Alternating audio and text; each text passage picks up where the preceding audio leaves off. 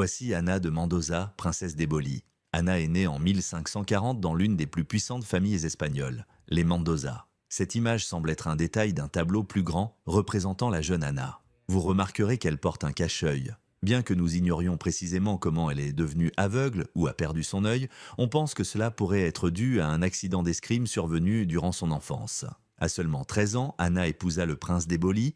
Il était courtisan et favori du roi Philippe II d'Espagne. Son mari avait 24 ans de plus qu'Anna. Malgré cette différence d'âge, Anna, d'une beauté reconnue, devint une figure importante à la cour et fut l'objet de nombreux portraits. Elle est toujours représentée avec son cache-œil, affichant une allure élégante et raffinée. Anna donna naissance à 10 enfants, mais tous n'atteignirent pas l'âge adulte.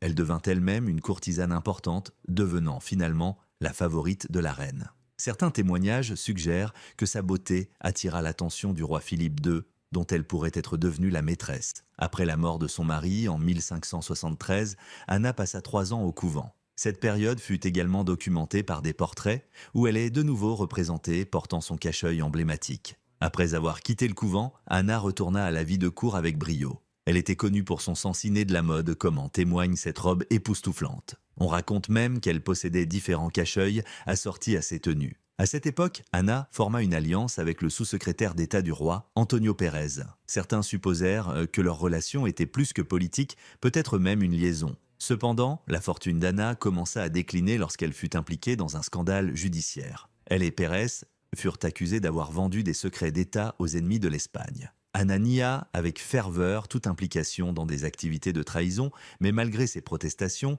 elle et Pérez furent arrêtés en 1579.